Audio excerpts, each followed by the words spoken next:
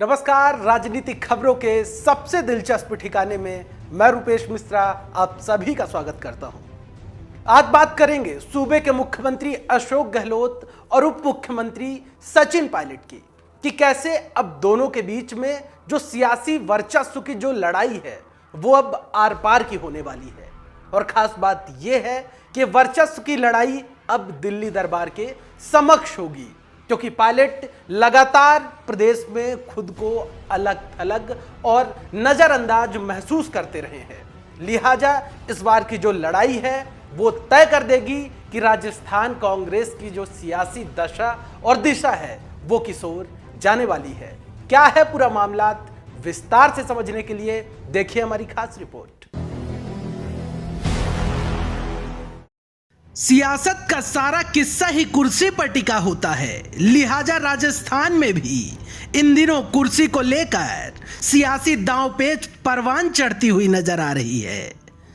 लेकिन लंबे अरसे से गाड़ी, बंगला और नौकरियों की ख्वाहिश पाले बैठे पायलट गहलोत गुट के नेताओं की राह इतनी आसान नहीं है, क्योंकि मंत्रिमंडल विस्तार और सियासी नियुक्तियों पर एक नहीं बल्कि अभी कई पेच फंसे हुए हैं।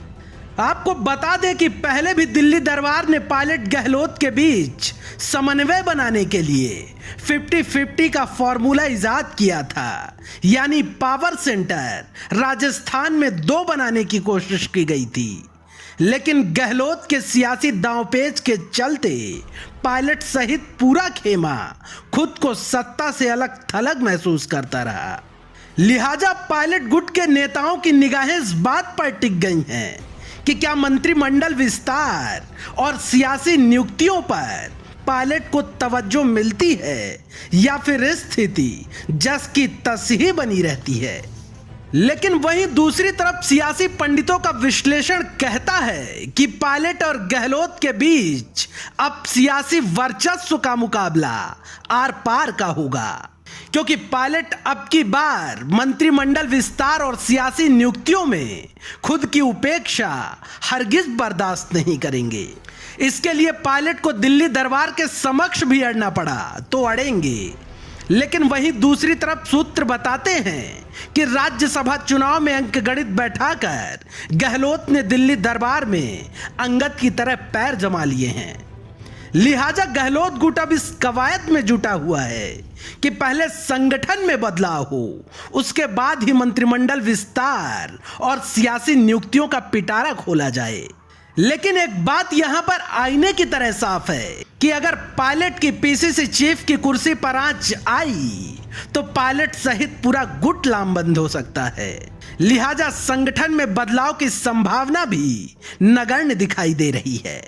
लिहाजा अब यह देखना बेहद दिलचस्प होगा कि मंत्रिमंडल विस्तार और सियासी नियुक्तियों में पायलट गहलोत के बीच समन्वय स्थापित हो पाता है या फिर टकराव जैसे हालात जस के तस बने रहते हैं। Bureau report, the fact India. तो दोस्तों देखिए आपने हमारी ये खास रिपोर्ट कि किस तरीके से अब जो पायलट गहलोत के बीच जो सियासी वर्चस्व की लड़ाई होने वाली है वो आर पार की होने वाली है, क्योंकि जो मंत्रिमंडल विस्तार है और जो राजनीतिक नियुक्तियों का पिटारा खुलने वाला है, इस पे जो पेच है वो उलझता हुआ नजर आ रहा है। लिहाजा यहाँ पर देखना ये बेहद दिलचस्प होगा कि दिल्ली दरबार किस प्रकार से दोनों के बीच में समन्वय स्थापित करेगा ताकि टकराव की स्थिति ना बने। और वहीं दूसरी ओर बात की जाए दोनों गुटों की, तो दोनों गुट के नेता ही इस बात की ओर टकटकी लगाए हुए हैं कि आखिर सियासी नियुक्तियों का पिटारा कब खुलेगा। कल फिर हाजिर होंगे सियासत की एक नई चहलकदमी के साथ। तब तक के लिए नमस्कार।